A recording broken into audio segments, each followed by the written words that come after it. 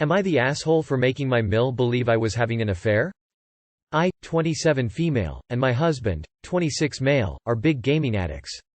Our parents hate that we played games, and we have got in multiple fights as children and adults over our hobby.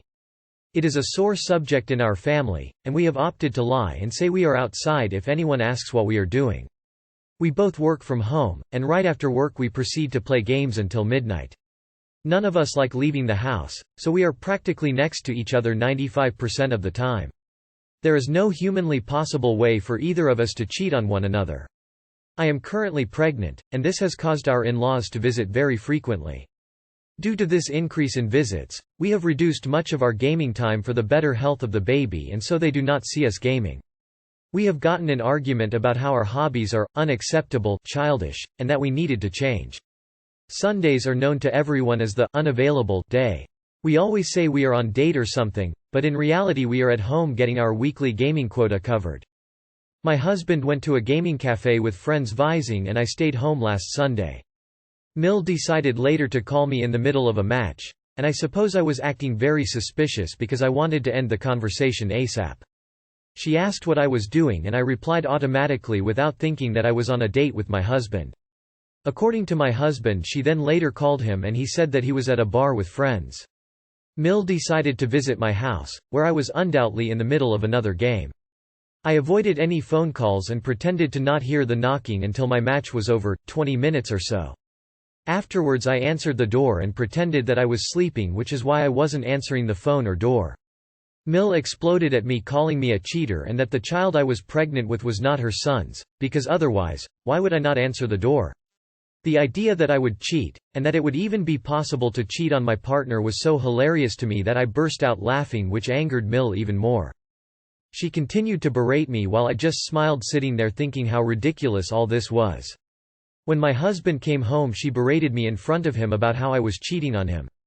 My husband was visibly confused the whole time, and confirmed with his mother that there was no possible way for me to cheat on him. He explained how we are together practically every moment of the day, and when Mill saw he was not getting on her side, proceeded to get mad at me for leading her on. She called me an asshole for pretending to have an affair and never correcting her before she told other people. Although I never clarified that I wasn't cheating, I do think that it was not her place to come unannounced and proclaim that I am a cheater. Am I the asshole? Stop letting this damn woman through your front door. Not the asshole, of course. Not the asshole, and your mill sounds toxic. Your gaming is your business. You both need to tell your parents that it's not their business and to keep their opinions on your gaming to themselves. And enforce it if they start in on you for it on the phone, hang up. If they start when you're at their house, leave. If at your house, tell them to leave. You are adults. Info. You do realize there is no law says you have to ever speak to this dreadful woman ever again, right? Info. So why haven't you both kicked them out of your lives yet? And #X200B. 29-year-old gamer with a 28-year-old gamer partner. My parents still play games. Your mill sounds like a just no. Am I the asshole for embarrassing my husband? So I, 32 female, and my husband, 35 male, have been together for 8 years, married for 6. My husband has always talked about having kids. We decided we were ready last year. After months of stress and no results, we went to a doctor and found out my husband is infertile. He's always deeply wanted to be a father, so this was a big deal to him. We took a few months to process and he grieved the loss, understandably so. To my surprise, he suggested we go to a sperm bank. I was a little unsure if trying so soon would be a good idea, but he insisted that neither of us are getting younger and he was completely okay with things. He's always been pretty blunt with his feelings, good or bad, so I thought it was all right. At first, it was. Then we started looking through the book at the descriptions of the donors, and all of a sudden my husband's attitude changed.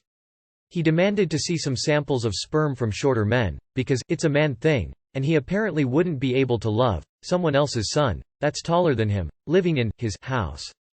I stopped the appointment, and we got into a terrible fight on the way home. He apologized, saying he was just emotional, realizing it wouldn't really be his son.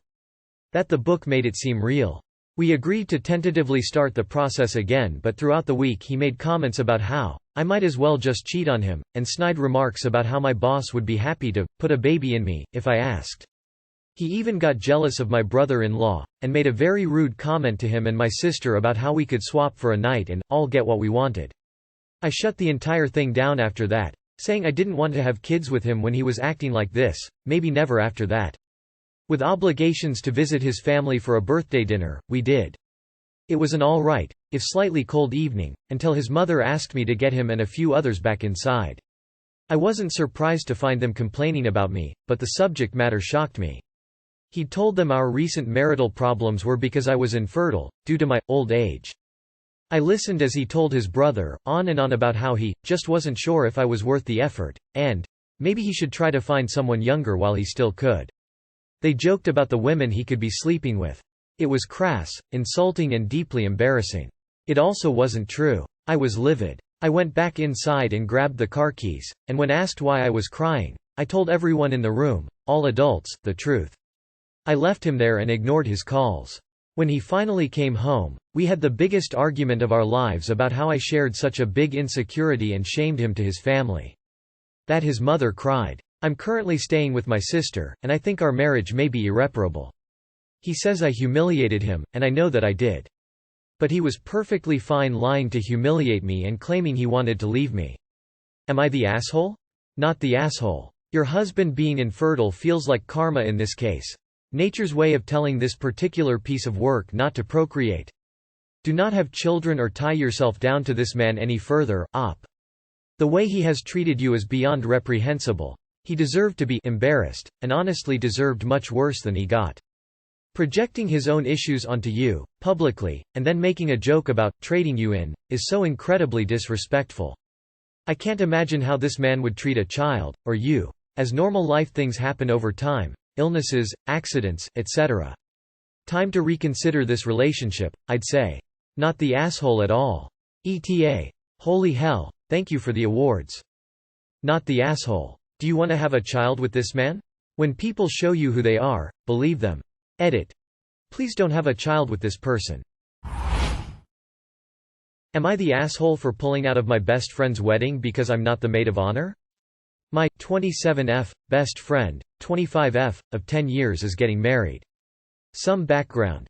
My friend lost her father and her two older sisters in a tragic car accident 7 years ago. I was her shoulder to cry on. She became attached to me as a second sister and grew closer to her only living sibling, her brother. She doesn't talk much about her relationship, so I was surprised and excited when she showed us her engagement ring. Maybe it was presumptuous, but I thought I was going to be her maid of honor. She didn't bring it up after her engagement announcement, but I didn't think much of it at the time. Fast forward to yesterday, when our group of friends got together and one brought up a conversation about the wedding. My best friend said that she was planning on formally inviting all of us to be in her wedding party. I asked her who was going to be her maid of honor, thinking it was going to be me. But she said she was going to choose her brother, 29M, instead. I blew up. I told her it was ridiculous that she was going to choose her brother to be her man of honor. She looked confused and upset, reminding me of how much her brother means to her. I reminded her that I'm her best friend and that she's taking this opportunity from me. She started to cry and apologized, but said that her mind was made up and that her brother deserved that role. I was upset too and told her I wouldn't be attending her wedding and that I couldn't believe my best friend would betray me like that. Our friends think I'm being dramatic, but I'm really pissed off. Am I the asshole? Edit. I get that she's close to her brother and she's honoring her lost family, but it's kind of ridiculous to have a bunch of girls as bridesmaids and then a man as the man of honor. I'm heartbroken. Edit 2. For people commenting about walking down the aisle, I think she plans on having her mother walk her. You are the asshole and insanely dramatic and honestly preposterous. You're actually doing her a favor by not going to the wedding at this point. Of course you are the asshole. Go to the wedding and be an adult. It's not like she chose some random coworker or something. She chose her only remaining sibling. Edit. Op should actually stay home and take a long hard look in the mirror. You are the asshole. She lost her whole family. Let her have her day, no wonder she's so upset. YTA a self-centered asshole. You are the asshole. You're childish and rude. The fact you even think you're in the right is mind-blowing. You're doing her a favor by not being there. Update. Am I the asshole for telling my dad it's his fault I raised my brother? Original post. First off, I want to thank you all for your kind comments and all of your suggestions. I really cherished all of your words even if I didn't get to thank you each individually. I really didn't expect so much feedback. I spoke to my dad like many of you suggested, and told him the truth about what my childhood was like due to his emotional absence. Then I told him that if he wanted to start being a dad again, he was going to have to earn that title from my brother, and earn trust from me before I felt comfortable enough to just hand over the reins to him. He didn't really say much to me, just that he needed time to think but that he was sorry for getting upset with me, so I've decided not to push him anymore. I've spent long enough trying to hold everything together, and the only person I'm going to continue to give that much effort to is my brother because he still needs it. I did also listen to the other suggestions to do something for myself, so after I dropped my brother off at school the other day I skipped my classes for the first time ever, which I will not be doing again because it stressed me out lol, and I called out of work.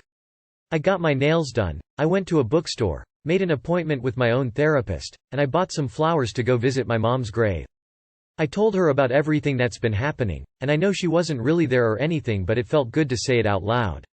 I know this started because I was angry with my father, and I know all of you pretty much collectively agreed that I was not the asshole for being upset because what he's been doing is worth getting mad over, but I still asked my mom not to be too pissed off at him from the afterlife. I don't know if this was the update any of you wanted or were expecting. It has only been a few days, maybe things will change but it's okay if they don't. I did it for 7 years and I can do it for a few more. I will try harder to give myself some grace though. I know I can't keep doing this without slowing down and taking time to heal on my own. I know I deserve a life too, so I'm going to hope my dad comes around or I'll figure out some sort of childcare every now and again so I can take a breather. Again, thank you all so much. Your comments on my last post really helped me sort this out for myself. I just wanted to say bravo for speaking to your dad, and doing exactly everything right. Taking time for yourself, seeing your therapist, visiting your mom. I am sure even your teachers would have given their blessings to it all. Please update us if you can. You've been the parent while also being the child for so long. It would be great if for even a little while you can just have time to be you. Stay strong and congratulations. So glad that you had the conversation. Continue to give yourself grace. Continue to be kind to yourself. Practice self-care. Maybe your dad will find his way back. Maybe not. But you had the courage to speak your truth. He will not be able to say he did not know. Nonetheless, your mom would be so proud of the young woman that you have become.